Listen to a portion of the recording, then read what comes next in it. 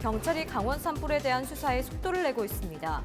고성 산불은 빠르면 이번 주부터 한전 관계자 소환 조사가 시작되고 인제와 강릉 산불도 수사망을 좁혀가고 있습니다. 김종갑 한국전력 사장이 24일 고성 산불 현장을 방문해 이재민들에게 사과하고 민사적 책임을 약속했습니다. 불에 탄 농기계는 재난 피해 시 지금까지 지원 대상이 아니었습니다. 피해 농가들을 위해 지원이 가능할지 알아봤습니다. 여야 자당이 연동형 비례대표제를 도입하는 선거제 개혁안에 전격 합의하면서 전국이 요동치고 있습니다. 현재 8석에 불과한 도내 의석수가 더 쪼그라들 우려는 물론 산불 피해 복구를 위해 필요한 추경안 처리에도 난항이 예상됩니다.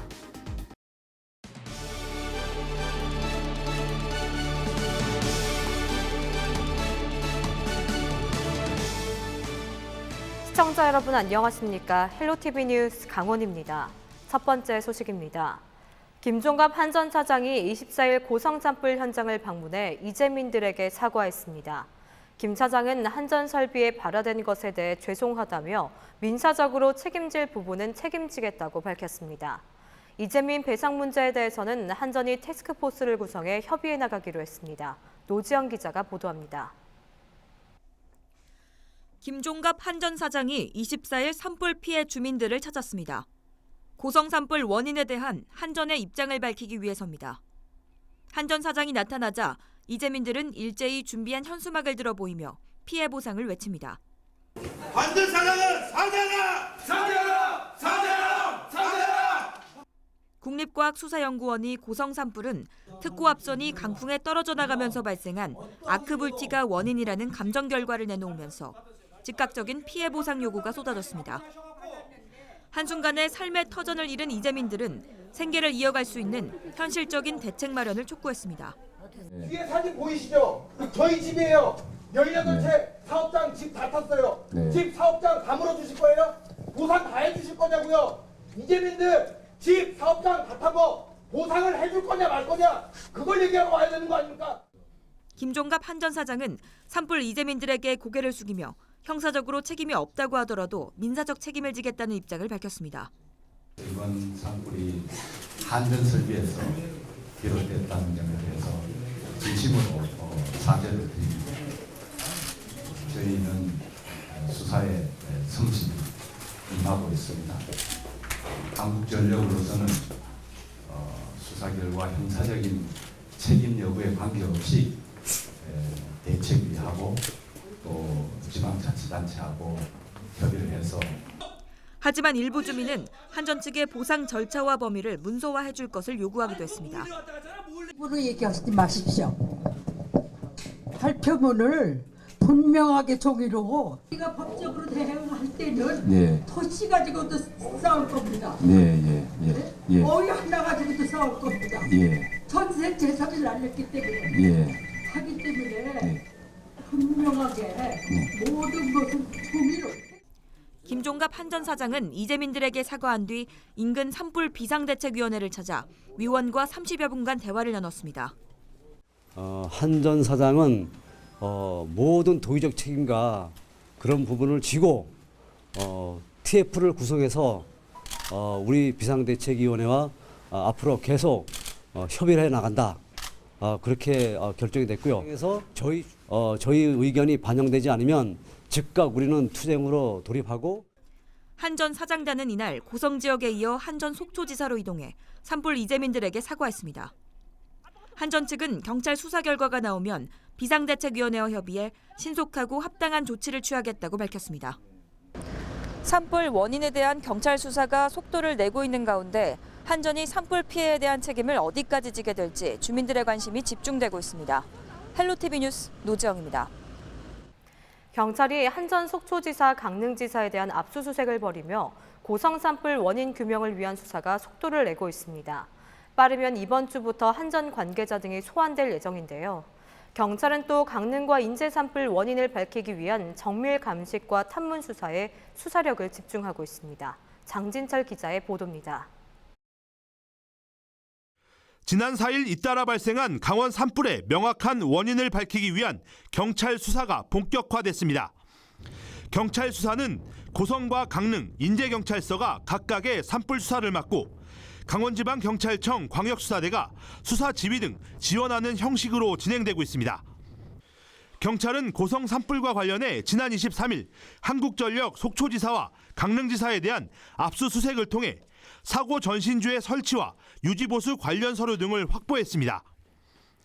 이어 압수물 분석을 통해 전신주나 시설 관리 등에 대한 혐의점을 찾는 데 집중하고 있습니다. 자료 분석은 이르면 다음 주 안에 마무리하고 이르면 이번 주부터 한전 관계자 등을 참고인으로 불러 조사한다는 방침입니다. 경찰 수사 과정에서 과실 여부 등이 확인될 경우 피의자로 신분이 바뀔 수 있습니다. 고성 속초 산불을 전후해 발생한 인제와 강릉 산불의 원인을 규명하기 위한 경찰의 수사도 속도를 내고 있습니다. 지난 4일 오후 인제군 남전리에서 발생한 산불은 경찰과 산림, 소방당국의 합동 감식이 최근 마무리됐습니다. 경찰은 남전 약수터 인근을 최초 발화 지점으로 보고 확보한 CCTV와 차량 블랙박스 분석을 통한 약수터 출입자를 대상으로 탐문 수사를 벌이며 수사망을 좁혀가고 있습니다. 또 같은 날 자정쯤 발생한 강릉 옥계 산불은 최초 발화 지점을 밝혀내기 위한 경찰 수사가 진행 중입니다. 국립과학수사연구원은 최초 발화 지점으로 추정되는 종교시설 등에 대한 정밀 감식 작업에 나섰고 경찰은 해당 시설 관리인 등을 상대로 조사를 벌이고 있습니다. 어느 방향으로 이제 다 들어갈지 관린 산불 수사는 그런 쪽도 하기 때문에 바라지 주변 이제 잠식한 거죠. 나와봐야지 하는데 빨리 오면 이번 주에 오고요. 강릉 옥계 산불의 경우 주변 CCTV가 없어 국과수의 감식 결과가 원인을 밝히는 중요한 단서가 될 전망입니다. 헬로티비 뉴스 장진철입니다. 산불 피해를 당해 삶의 터전을 잃은 이재민들이 재해 현장에서 하루하루를 견뎌내기 위해 필요한 것은 무엇인지 마이크를 빌려드립니다 코너에서 알아봤습니다. 산불 등 재난 피해를 당했을 때 국비 지원이 가로막혔던 것이 농기계 지원이었는데요. 영농철 피해 주민들에게 가뭄의 단비처럼 지원의 길이 열리게 될지 취재했습니다. 보도에 신강현 기자입니다. 네, 산불 내가지고 저는 평생도 농사를 지어왔는데 몇십 년 동안 농기계를 다 준비해놓고 농사를 계속 지어왔는데 한순간에 농기계를 다 잃었습니다. 다 잃고 뭐 마음도 참 괴롭고 했는데 지금부터 이제 앞으로 농사질 그 준비를 하고 있는 과정에서 농기계를 이제 가을까지 예상으로 이제 그래 구입해다가 일부는 구입해다 하고 또 나머지 기계는 임대로 하기로 하고 이제 농사 준비를 많이 이제 하고 있습니다. 그렇지만은 좀 많이 좀 도와주셨으면 좋겠습니다. 기왕 도와주는 거 뭐 행정기관이나 시에서나 각종 뭐 사회단체에서나 조금씩만 도와주십시오. 도와주시면 저희들은 큰 용기를 내 가지고 금방 일어나겠습니다. 이 지역 주민 허금석 씨는 지난 수십 년 동안 마련해왔던 수천만 원의 농기계 7대를 이번 산불로 전부 잃었습니다. 허 씨가 소유하고 있던 한옥집도 타버리고 고추와 고구마, 모종 수천 포기가 한순간에 잿더미가 됐습니다. 집도 집이지만 당장 먹고 살 일이 걱정입니다.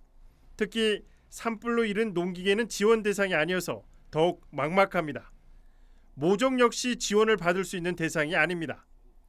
허 씨는 복구 현장을 떠날 수 없어 부인과 함께 마을회관에서 지내며 복구 작업에 함께하고 있습니다. 농기계가 모두 불에 타 봄철 농사를 지을 수 없게 되자 긴급하게 필요한 농기계들을 외상으로 드리거나 임대했습니다. 옥계면 곳곳에서는 비닐하우스를 비롯해 경운기와 트랙터 등 농기계가 불에 탄 채 방치된 모습을 쉽게 찾아볼 수 있습니다. 강릉시에 따르면 이번 산불로 불에 탄 농기계가 160대가 넘습니다. 하지만 농기계와 비료, 모종 등 농자재는 재난 피해 시 농업 분야 사유재산 지원 대상이 아닙니다. 농사시설과 농작물들과는 달리 한 푼도 지원받을 수 없는 현실이라는 설명입니다. 다행인 것은 농협에서 산불 피해 농가에 모종을 무상으로 지원해 희망의 싹을 틔우고 있습니다. 또 기존 지원 대상이 아니던 농기계에 대해서 피해 주민의 경제적인 생활고를 줄이려는 차원에서 지원이 가능하도록 도와 함께 정부에 건의했습니다. 강원도에 확인한 결과 산불 피해를 입은 농가를 위해 정부가 시설물에 준하는 지원을 발표할 것이라고 밝혔습니다. 우리가 국비 지원 신청을 했잖아요. 농기계 분야 방초에 지원 항목에 없는 사항인데 국비 지원 신청을 해가지고 국가에서 지금 검토 중에 있고 정부 합동 조사 결과 발표가 30일 날 있어요. 4월 30일 날 있는데 그때 결과를 중앙에서 발표를 하면은 그 이후에 후속 조치가 도 차원에서 이제 이루어질 거예요. 30일 날 거기에 이제 농기가 일단 검토해 놓은 게 포함되어 있다는 걸 혹시 알 수 있나요? 포함되어 있다고 네. 그렇게 우리 뉴스로 통보를 받았죠. 불에 탄 농기계에 대한 첫 국비 지원이 이루어지게 된다는 예상이 나오면서 피해 농가에 새 희망을 줄 것으로 기대되고 있습니다. 헬로티비 뉴스 신강현입니다. 강원지방경찰청은 24일 중국 지린성 공안청과 협의를 통해 보이스피싱 총책 2명의 신병을 인도받기로 했다고 밝혔습니다. 경찰이 쫓고 있는 39살 A씨 등 2명은 금융기관을 사칭해 저금리 대환대출을 해주겠다고 속여 약 2억 7천만 원을 편취한 혐의를 받고 있습니다.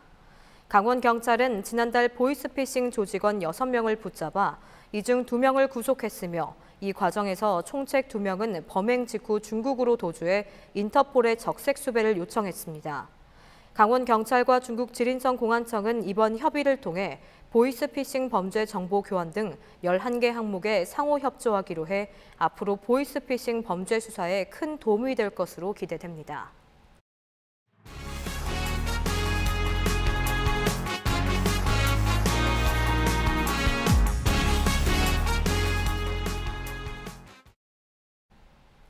여야 4당이 선거제 단일화를 패스트트랙 처리 추진에 나서면서 강원도 내 정치권도 술렁이고 있습니다.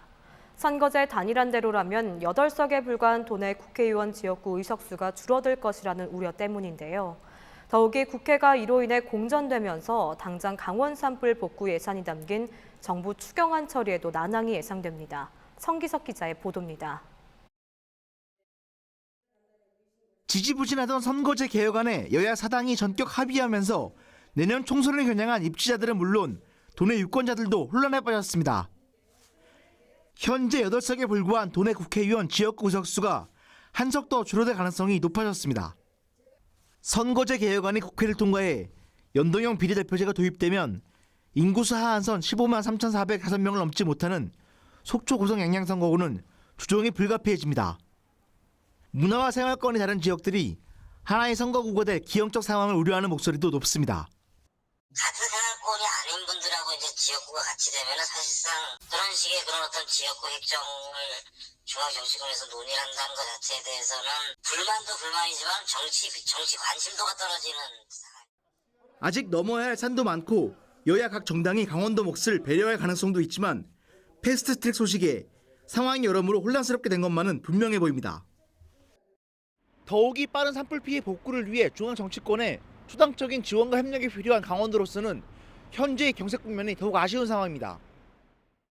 자유한국당은 선거제 개혁 법안 패스트트랙 추진에 반발해 향후 모든 국회 일정이 보이콧을 선언했습니다.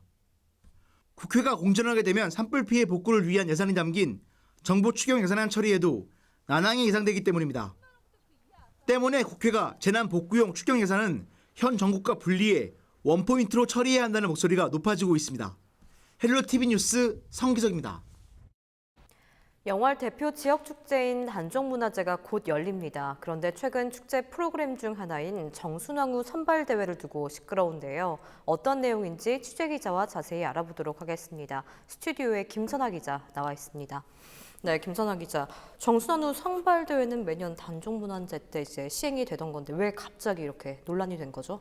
네, 일단 정순왕후가 어떤 인물인지 살펴보면요. 이 정순왕후는 조선 제6대왕 단종의 비로 15살의 단종과 결혼해서 왕비가 됐다가 혼인 3년 만에 이 18살의 단종이 죽은 뒤 이제 82살, 그러니까 82살 생을 마감할 때까지 홀로 살았던 인물입니다.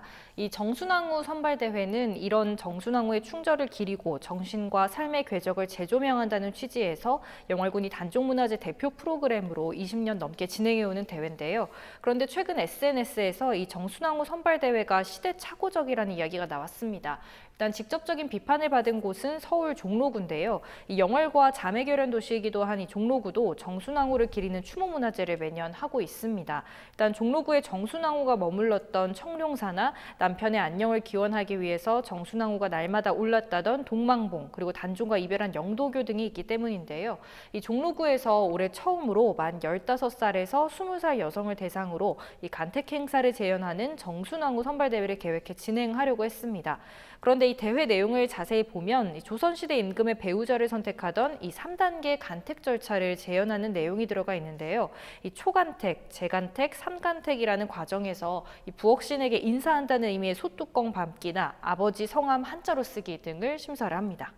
네, 방금 말씀해주신 것처럼 미성년자도 이렇게 여성 지원자를 제한한다는 것 자체가 좀 시대랑 맞지 않아 보이는데 구체적으로 좀 반응이 궁금한데 어떻습니까? 네, 뭐 트위터 등 SNS나 포털 사이트 댓글들을 보면요, 뭐 요즘 시대가 어느 때인데 저런 발상을 할 수 있는지 모르겠다. 뭐 전통을 재현한다는 의미는 좋지만 청소년을 대상으로 이런 행사를 한다는 게 좀 그렇다라는 반응들이 있었습니다. 또 한편으로는 전통 계승의 관점에서 보는 시각들도 있는데요. 이 역사적인 인물들을 상징화해서 전통을 이어나간다는 점에서 긍정적으로 보거나 또 지자체에서 하는 행사를 너무 심각하게 연결해서 보는 거 아니냐라는 의견들도 나왔습니다. 네, 반응이 좀 다양하긴 한데 행사를 진행하기는 좀 어려워 보이네요. 네, 결국 종로구는 대회 취소를 결정했습니다. 이 당초 취지가 변질될 수 있다는 우려를 받아들였다라면서 이 취소 이유를 밝혔는데요. 이 선발 대회를 안 하는 대신에 원래 하기로 했던 추모 제례와 어가 행렬 그리고 영도교 이별식 등만 진행할 예정입니다.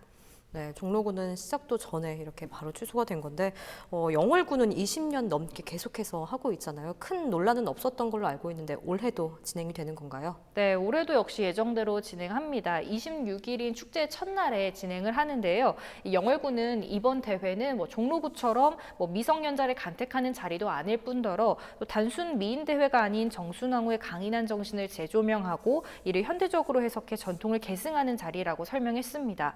또 단종이 죽은 뒤 60년 동안 수절을 지켰다라는 것에 단순히 초점을 맞추는 게 아니고 홀로 살면서 굳건한 자세로 주체적인 삶을 살아온 정순왕후의 정신을 현대의 강인한 여성상과 연결해서 대회를 진행하겠다는 건데요. 이 영월구는 이번 대회 참가자들에게도 이 종로구에서 앞서 대회를 둘러싼 논란이 있었다라고 설명하기도 했다고 합니다. 또 참가자들에게 정순왕후의 정신을 알리고 양성평등 교육도 진행했다는데요.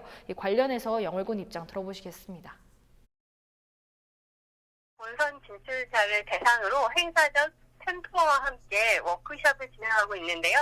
올해는 정순왕후의 자주적인 삶을 통해 양성평등과 여성의 역할, 시대가 요구하는 여성이라는 주제로 진행하였습니다.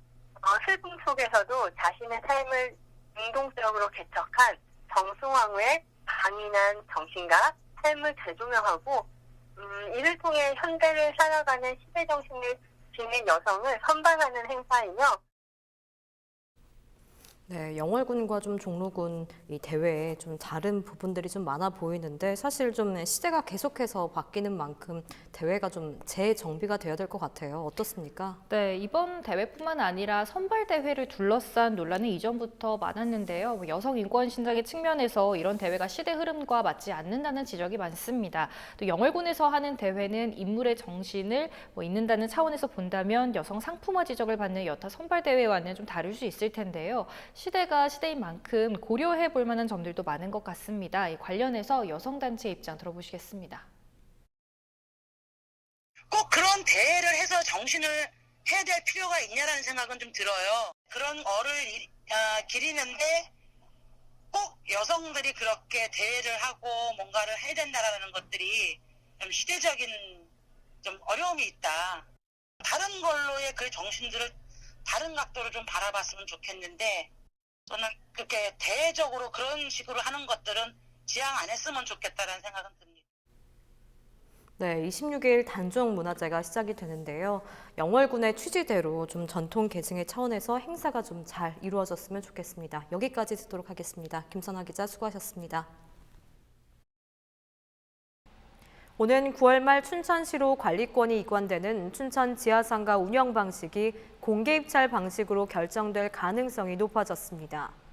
춘천시의회 경제건설위원회는 최근 춘천시가 제출한 지하상가 운영 방식을 공개 입찰로 결정하는 내용을 담은 지하상가 관리 운영 조례안을 원안 가결했습니다. 이번 심의에서는 원칙을 준수해야 한다는 의견과 그동안 상권을 지킨 상인 피해 최소화를 위한 보호 대책이 필요하다는 주장이 맞섰습니다. 이 밖에도 수의 계약이 가능한 규정을 포함해달라는 춘천 지하상가 일부 상인들의 반발이 예상됩니다.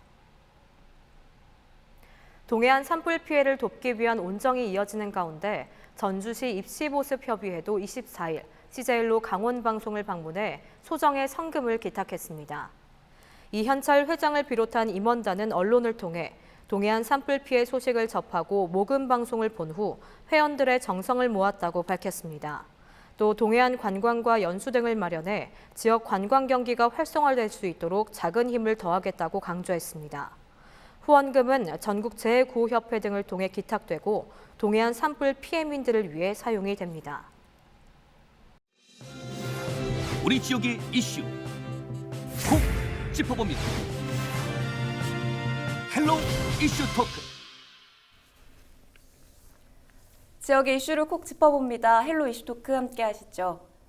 올 들어 한반도에서만 발생한 규모 3.0 이상의 지진이 5회입니다. 이미 지난해 발생한 규모 3 이상의 지진 횟수를 넘어섰는데요. 이 중 3건이 동해바다에서 일어나서 동해안 지진 공포가 확산되고 있습니다. 오늘 이 시간에는 동해안 지진 문제와 예방에 대해서 황성춘 전 경주대 지질학과 교수 그리고 백경렬 경향신문 기자와 함께 이야기 나눠봅니다. 두 분 어서 오십시오. 반갑습니다. 반갑습니다. 네, 지난 22일 새벽 5시 45분이죠.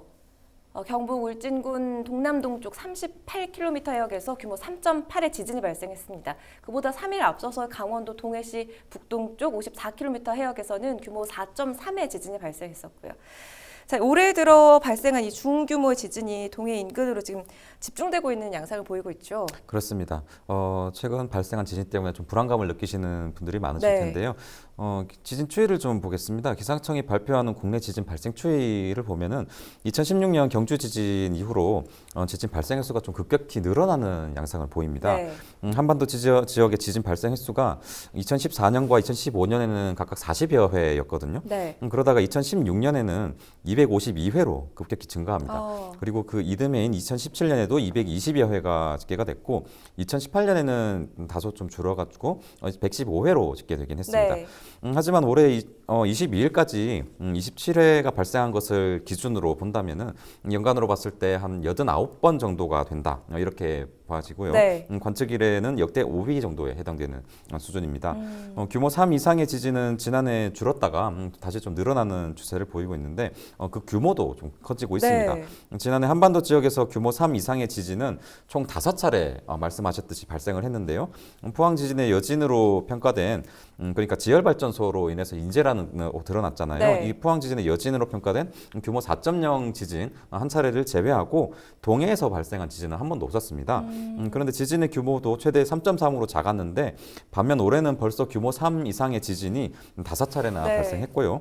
지난 1월 백령도에서 발생한 지진을 제외하면 영덕과 포항, 동해, 그리고 울진 등 동해안에서만 4차례가 집중됐다는 것도 특징 중에 네. 하나입니다. 2월부터 동해안에서 도미노처럼 발생한 3차례의 지진의 규모도 작지 않았습니다. 4.1, 4.3, 3.8로 지난해보다 좀 커진 양상을 보입니다. 네. 전문가들은 2011년 3월에 발생했던 동일본 대지진 다들 기억하실 텐데요. 이 지진 이후에 지진의 수가 좀 늘었다 이렇게 지적을 하고 있습니다.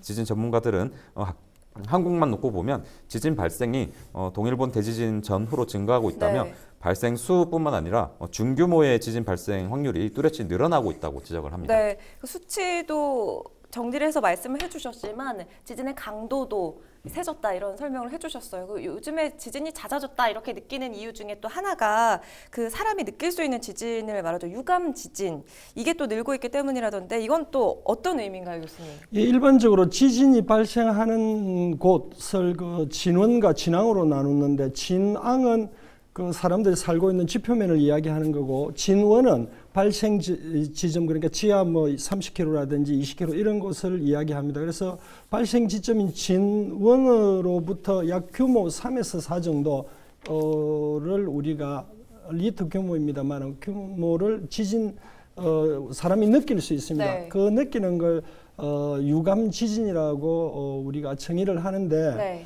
이게 이제 큰 차이가 있는 것은 지진은 늘 발생합니다. 지구는 움직이고 있죠. 예, 움직이고 있으니까 아주 좋은 표현을 하셨는데 지구는 끊임없이 움직입니다. 어떤 건 공전도 있고 자전도 있고 또 지질학적 여러 가지 특성과 원인에서 움직이고 있는데 사람이 느낀다는 말 이야기는 도심지에서 뭔가 변화, 즉 변동, 움직임이 있다는 겁니다. 네. 그래서 이게 이제 좀 규모가 커지면은 구조물이 파괴된다든지 뭐 이런 현상, 그다음에 인명에 다대한 아주 심대한 피해를 초래하죠. 그래서 네. 유감 지진이 온다는 것은 어떤 의미든 지진이 우리에게 생활에 영향을 미친다는 의미니까 조심할 필요가 있죠. 그런데 중요한 거는 2000년대 초에는 유감 지진이 약 대한민국에 100회 정도 왔습니다. 그런데 네. 지금 20년이 지난 지금은 그러니까 2017년, 2018년 기준으로 보면은 약 한 80회에서 100회 정도 이렇게 증가하고 있죠. 그래서 지진공학자들은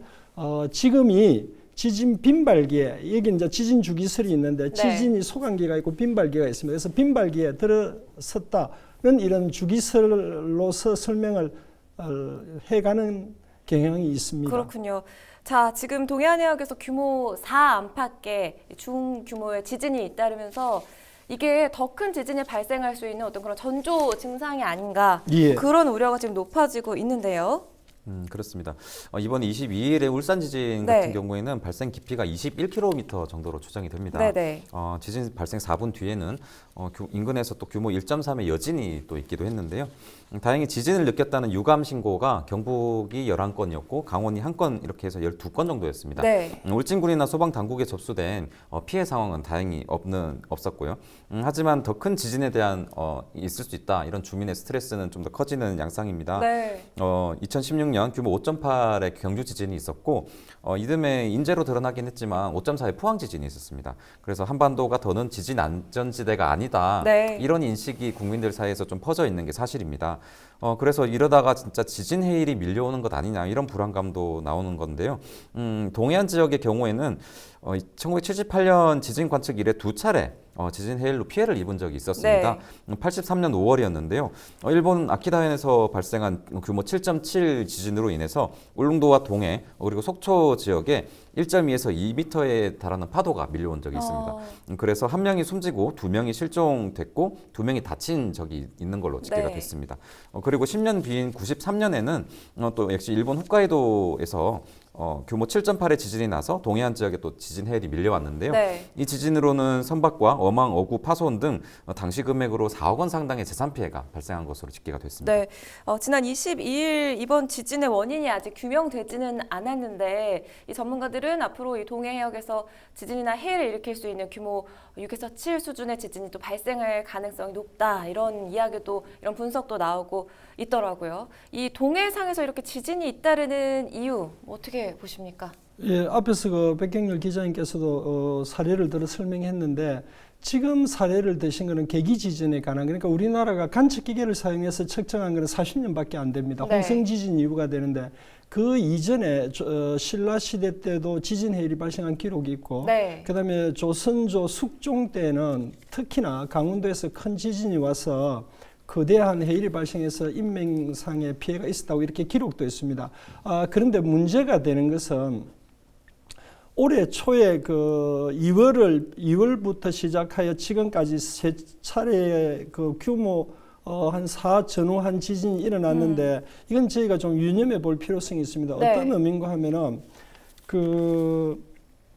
이 바다 속에서 발생하는 즉 진원지를 바다 속에 그러니까 특히 대륙붕 이하에 동해안은 대륙붕이 있으니까 이하에서 발생하는 지진은 지진 해일을 몰고 있습니다. 물론 태풍에 의한 해일도 있고 여러 가지 해일이 있을 수 있습니다만 특히 이제 그 후쿠시마 지진 사례에서 알 수 있는 바와 같이 지진에 의한 해일은 무섭습니다. 아주 치명적인 그 데미지를 주기 때문에 이걸 이제 제어하고 방어하는 게 제일 중요한데, 근데 여기서 저희가 공포감을 느끼든지 할 필요는 없을 것 같습니다. 어떤 이야기인가 하면은 태평양 연안에 한 태평양 조산대 혹은 한 태평양 지진대라고 불의 고리가 있는데 네. 전 세계의 지진 해일 및 지진은 95%가 여기서 일어납니다. 다행히도 대한민국은 한 태평양 지진대 내부에 있습니다. 일본이 막아주고 있습니다. 이게 드릴 말씀인지는 모르겠습니다. 일본이 지리적으로 지리적으로 일본이 온몸으로 막아주고 있기 때문에 문제는 안 되는데 다행히도 그런데 강가에서는 그렇다고 저희가 그 강가에서는 안 되는 게 우리나라 동해안, 즉 일본의 서해안과 우리나라 동해에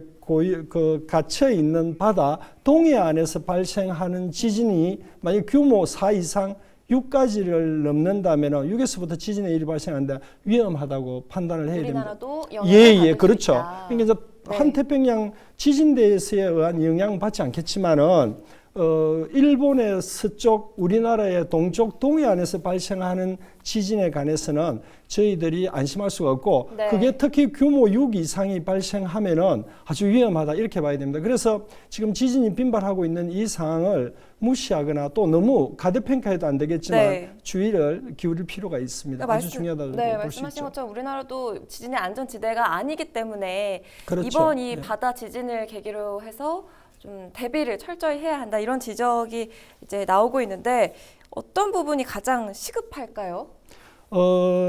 먼저 가장 시급한 문제 중에 저는 학자로서 드리는 말씀이라기보다는 일반 그 우리나라가 가야 될 그런 정책적인 방향을 말씀드리고 싶은데 지금 그 울산에서부터 강원도에 걸쳐서 그 앞에 그러니까 앞바다죠. 앞바다에 울릉분지라는 분지가 있습니다. 근데 이 울릉분지에 마그마층이 존재한다는 것은 기정사실화되고 있습니다. 그래서 아주 지하 그러니까 울릉분지 밑 바닷속 그러니까 마그마층이 좀 불안정한 부분이 있을 수도 있겠습니다. 좀 조심스러운 이야기인데 그런데 여기에 후포단층과 그다음에 울릉단층이 통과한다는 설이 있습니다. 아직 확인된 건 아닙니다만 기정사실하고 있습니다. 그 외에도 여러 단층군들이 있지 않느냐 이런 학설이 있는데 이런 걸 정확히 정밀히 추정하기 위해서는 확정하기 위해서는 조사가 필요하죠. 그런데 지금 우리나라 예산이나 여러 가지 지진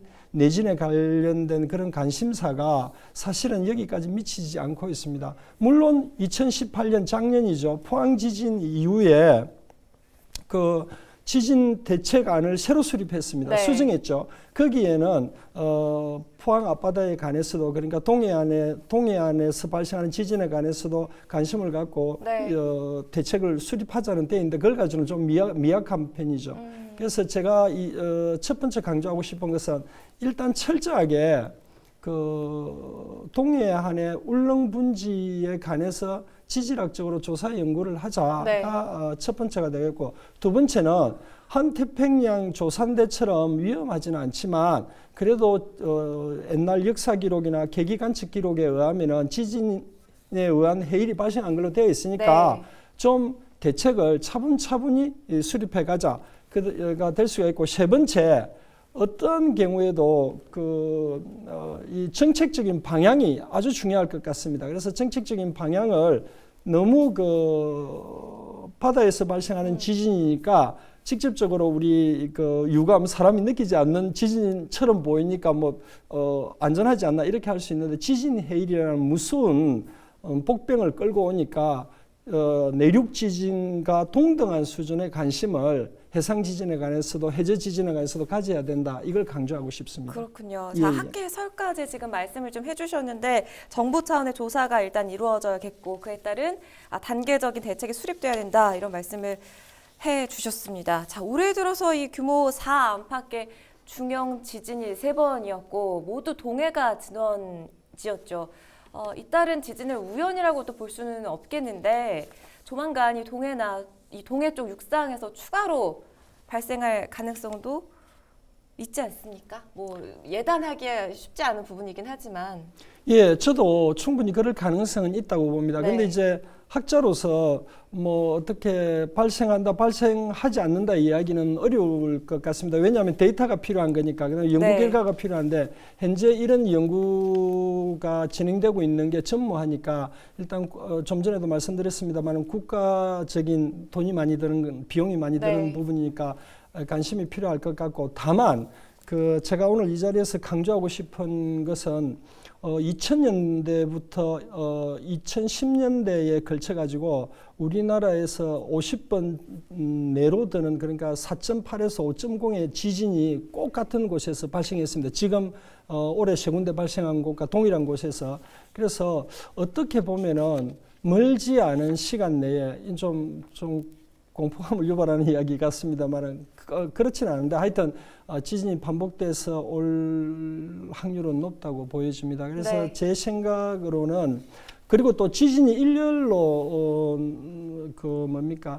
발생한다는 것은 단층대에서 발생하는 사례가 외국의 연구 결과나 제 연구 결과도 보면은 많습니다. 그래서 단층대가 존재하는 그래도 활성 단층대가 존재하는 것은 사실인 것 같습니다. 네. 예, 그래서 여기에 관해서 지속적인 관심이 필요하고 대비하는 게 무엇보다 중요할 것 같습니다. 네, 그렇죠. 자, 지금 뭐 동해에서 3일 간격으로 규모 4.0 안팎의 지진이 연달아 일어났죠. 또 하나의 걱정거리라고 한다면 과연 이 내륙은 안전한가라는 부분이겠죠. 이건 또 어떻게 보십니까, 교수님? 예, 해양 지진에서 내륙 지진으로 갑자기 가니까 좀 그렇습니다만 예측이 사실은 어려운 부분이긴 하죠. 예, 그렇습니다. 그런데 문제가 되는 것은 우리나라 지진이라고 하는 것은 지구는 지각 활동이 끊임없이 일어나는 곳이니까 네.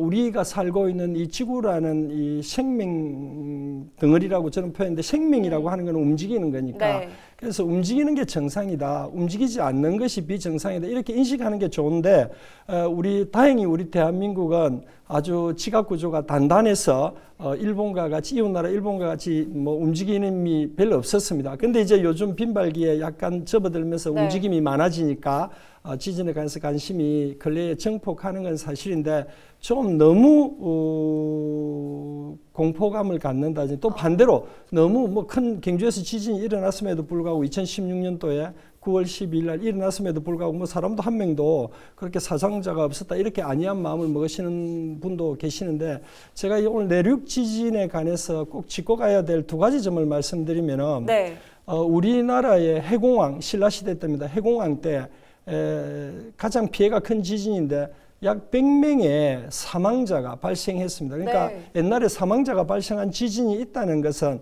앞으로도 그럴 가능성이 있다는 거죠. 네. 그래서 특히 여기 경상도는 경상분지에 속하고 있습니다. 땅이. 그래서 여기만 유일하게 신생대 지청입니다. 다른 데는 신생대, 중생대의 지청에 우리가 이 터전을 기반을 하고 있습니다. 그런데 다른 서울이나 이런 데는 좀 시생대나 원생대 좀 오래된 지청입니다. 그래서 사람도 청년일 때 활동이 많은 네. 것처럼 여기 우리 경상도 지청도 활동이 많은 지청입니다. 그래서 여기는 늘 위험한 지진, 즉 사상자가 발생하는 지진이 많이 발생하는 곳이니까 철저하게 지진 대비를 하는 것이 중요한데 경주 지진에서 제가 텔레비전이나 뭐 언론 매체에 자주 출연하면서 느낀 것은 너무 과도하게 공포심을 갖는다는 거죠. 그래서 지진이라고 하는 것은 철저하게 대비만 하면은 그다음에 사전 경보 시스템이 정확히 작동한다면은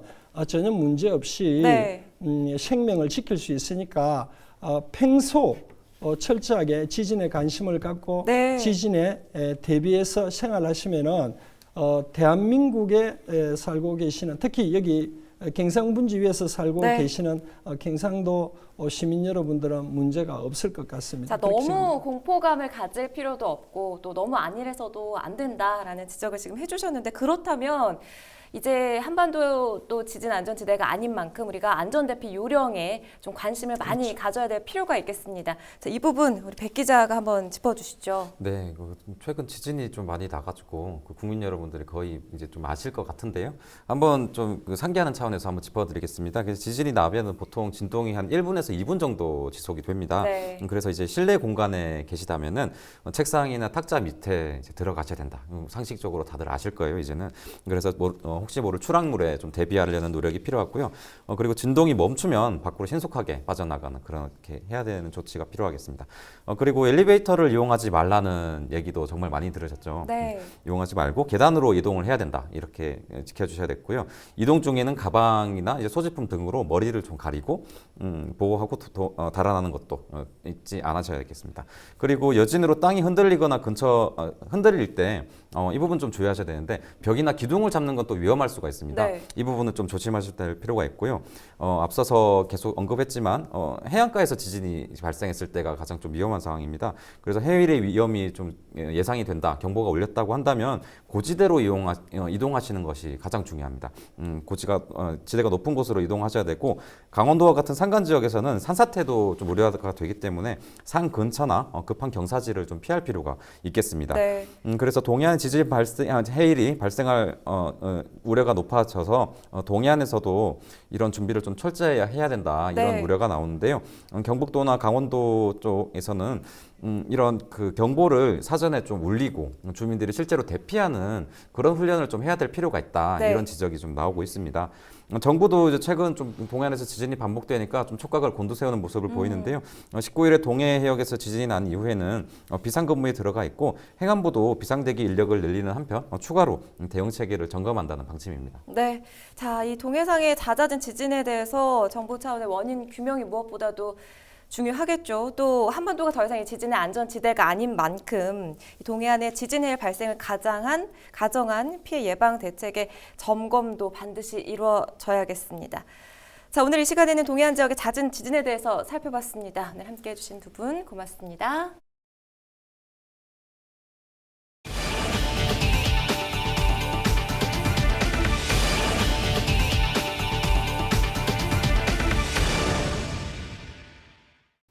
이어서 날씨입니다. 목요일인 4월 25일 우리도 저녁 종일 구름 많다가 오후부터 비가 시작되겠습니다.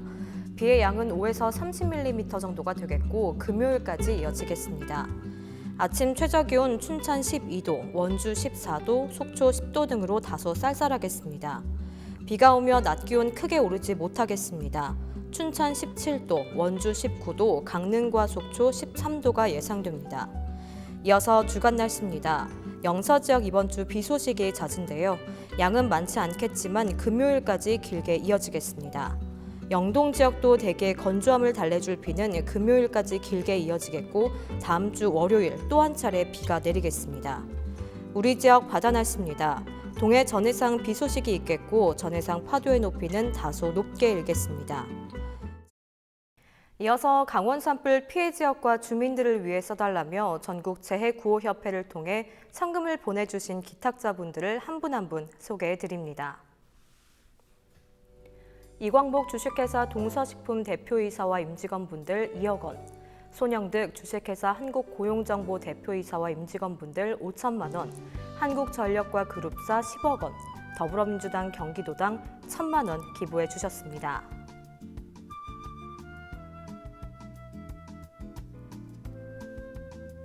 성신여자대학교 총학생회 644만 7,295원, 류종우 주식회사 대림제지회장 1,000만 원, 서울시 구로구 변재환님 500만 원, 이상원 정우전공 주식회사 대표이사님 500만 원 전해주셨습니다.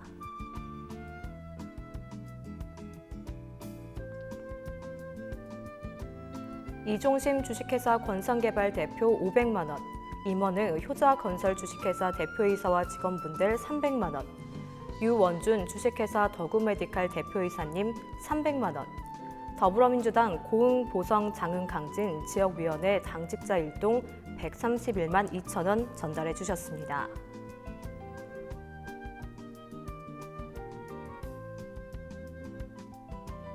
윤종남 태종약품 주식회사 대표이사님 300만 원, 임병규 한국해운조합 이사장 500만 원, 조용걸 주식회사 광일 대표이사와 임직원분들 1,000만 원, 박준홍 주식회사 제니엘 대표이사와 임직원분 1,144만 원 기탁해 주셨습니다. 이외에도 많은 분들이 성금을 기탁해 주셨는데요. 기탁해 주신 성금은 강원 산불 이재민을 돕는 데 소중히 쓰여집니다.